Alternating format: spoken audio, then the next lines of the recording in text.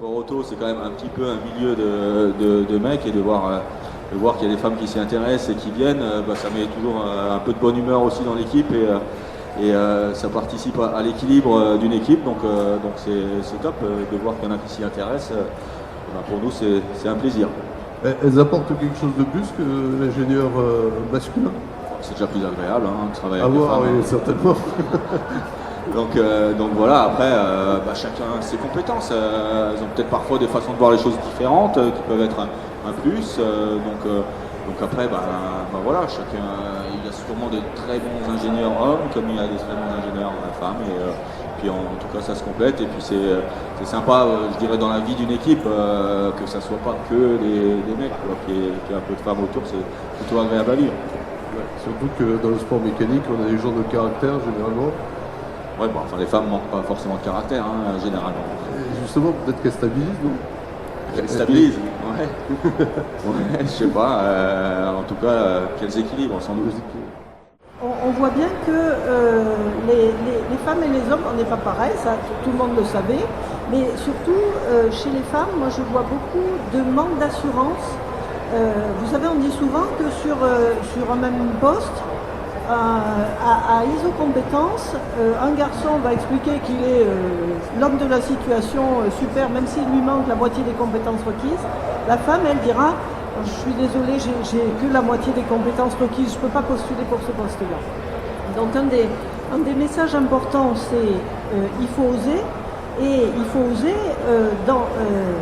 ne pas se mettre de barrières. C'est pas parce que vous avez envie de responsabilité, vous avez envie de faire un métier qui vous plaît et dans lequel vous allez vous éclater, que vous n'avez pas droit à une famille et que vous n'avez pas le droit de pouvoir gérer les deux. Je pense qu'il ne faut pas, comme disait Odile, il n'y a pas de...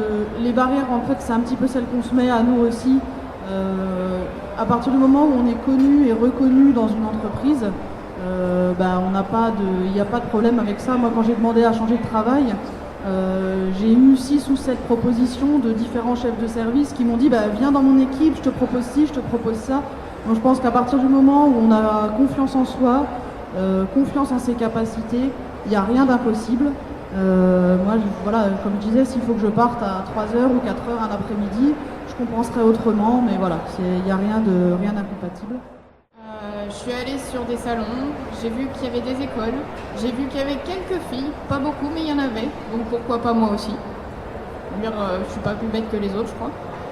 Et de fil en aiguille, j'ai construit mon chemin et je suis là aujourd'hui pas par hasard, parce que j'ai travaillé dur, mais aussi parce qu'aujourd'hui les portes sont pas fermées aux femmes.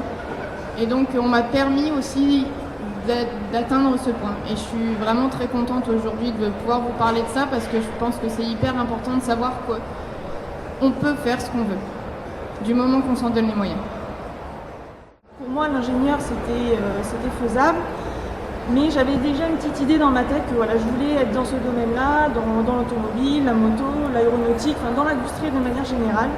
Et comme Nastasia, comme d'autres, je me suis renseignée et l'ISAT, c'était par internet que j'ai connu, et donc j'avais passé un concours pour pouvoir rentrer et passer dans cette école, que je ne regrette pas du tout, pour être arrivée à ce que je suis aujourd'hui.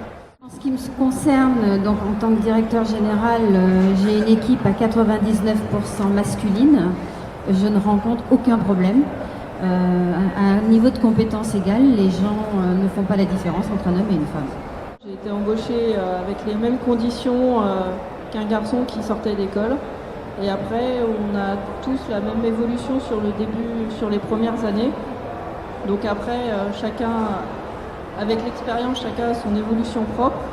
Mais en tout cas, sur l'embauche et les premières années, j'étais à égalité avec les ingénieurs hommes qui avaient le même niveau d'expérience que moi.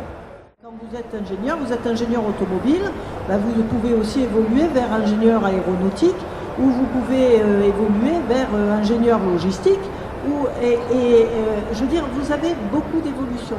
Ingénieur, et je veux dire, le terme c'est un peu, ça permet en fait d'ingénier, et ça permet surtout d'avoir une ouverture à 360 degrés d'un certain nombre d'évolutions. Donc c'est pour ça que le métier d'ingénieur est un métier qui est en général assez intéressant parce que c'est quelque chose qui permet de ne jamais être coincé.